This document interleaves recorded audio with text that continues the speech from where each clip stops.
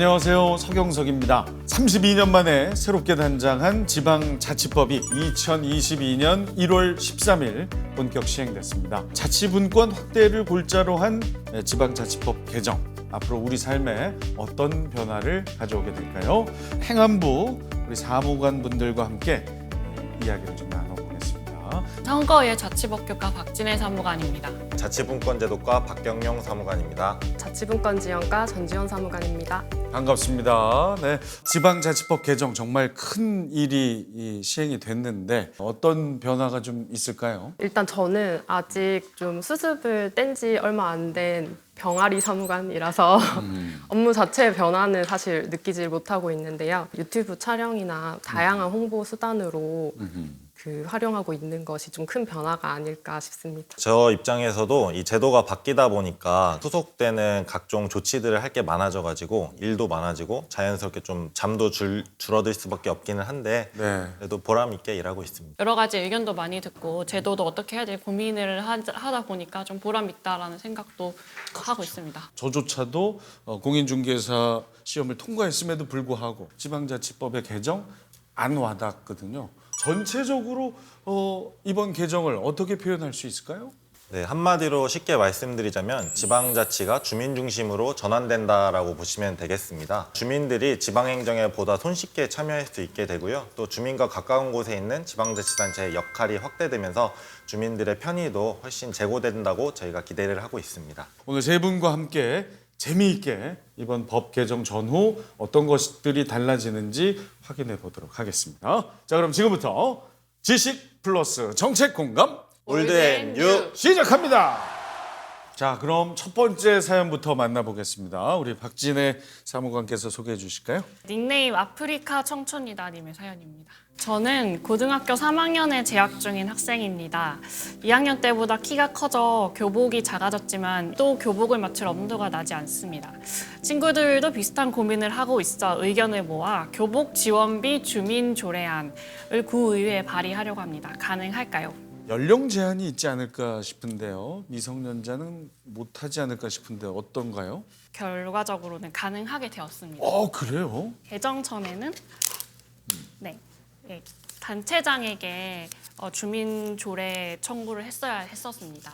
하지만 절차가 간소화되어서 개정 후에는 단체장을 격려하지 않고 의회에 바로 청구를 할 수 있게 되었습니다. 두 번째로는 청구할 수 있는 연령이 하향 조정되었습니다. 예전에는 19세 이상 그 고등학생 안 되는 거 아니에요? 안 되는 거였는데 개정 후에는 18세 이상이면 가능하게 되었습니다. 혹시 뭐 다른 요건을 더 충족할 필요는 없을까요? 일정 수 이상의 서명을 모아가지고 청구를 해야 되고요. 그 서명 인수는 자치단체마다 그 규모가 좀 다릅니다. 조례로 제정되기까지의 과정은 어떻습니까? 일단 요건을 갖춘 주민조례 청구가 지방의회에 제출이 되면 지방의회에서 주민조례 청구를 수리한 후에 수리된 날로부터 1년 내에 심사 의결을 하게 됩니다. 다만 필요에 따라서는 1년 범위 내에서 본회의 의결로 딱 한 번 기간 연장할 수 있습니다.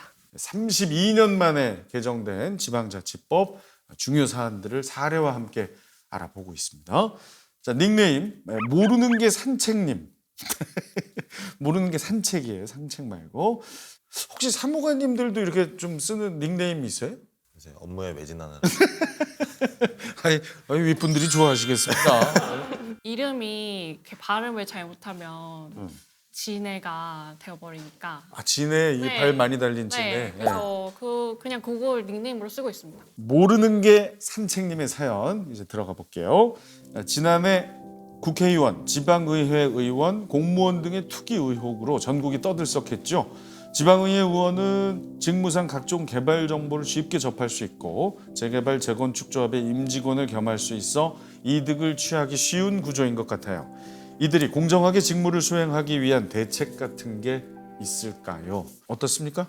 네, 대책이 있습니다. 지방자치법 개정으로 지방의원의 겸직금지 규정이 많이 강화가 됐습니다. 네. 개정 전에는 겸직 금지 대상이 불명확했습니다. 기존의 규정은 이제 공공단체와 영리 목적의 거래를 할 수 없고 관련된 시설의 양수인이나 관리인이 될 수 없었다라고 해서 공공단체의 개념 그리고 관리인의 개념에 관해서 그냥 명시적으로 규정이 되어 있는 게 아니라 법령의 해석에 의존하고 있었던 측면이 있습니다.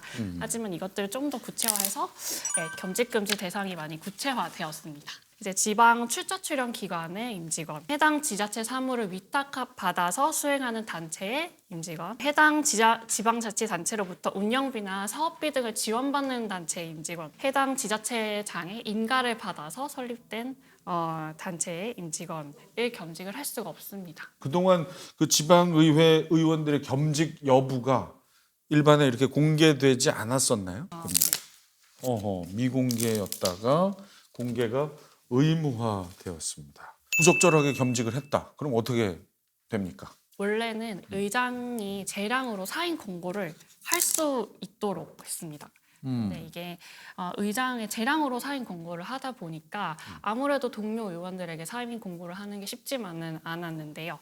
네, 지방자치법이 개정이 되면서 의장이 의무적으로 사인 공고를 해야만 하도록 규정이 되었습니다. 강력해졌군요. 네. 그리고 또 변화되는 게 있을까요? 지방의회에 일단 윤리특별위원회가 상설화되었습니다. 윤리특별위원회에서 지방의회 의원의 윤리나 징계 심사를 하는 경우에는 반드시 외부 민간위원으로 구성된 윤리심사자문위원회의 의견을 반드시 수렴을 하도록 규정이 되어 있습니다. 자치행정의 투명성을 높이는데 우리 모두가 좀 힘을 모아야 될 것 같습니다. 그동안 지방의회에서 표결을 하는 경우에는 의원별 찬반 여부가 회의록에 기록되지 않고 있었는데요. 이제 앞으로는 본회의 표결 시에 의원별 찬반 여부가 회의록에 기록되고 공개될 예정입니다. 그 외에 또 뭐 혹시 추진되고 있는 게 있을까요? 개정이? 네, 아무래도 지방행정의 투명성을 위해서는 주민들이 상시적으로 감시하고 참여하고 견제할 수 있는 수단이 꼭 필요합니다. 그래서 저희가 지금 주민투표법과 주민소환법을 국회에 제출한 상태이고요. 국회에서 논의되게 되면 주민들이 보다 손쉽게 행정에 참여하고 견제 감시를 할 수 있게 됩니다. 자, 오늘 아주 저 뭐 두 가지 사안에 대해서 좀 자세하게 들어봤는데 32년 만에 개정된 법답게 과감하게 그리고 많은 부분들이 고쳐지고 있다는 느낌이 듭니다. 지식 플러스 정책 공감 올드앤뉴. 그럼 다음 시간에 또 뵙겠습니다. 고맙습니다.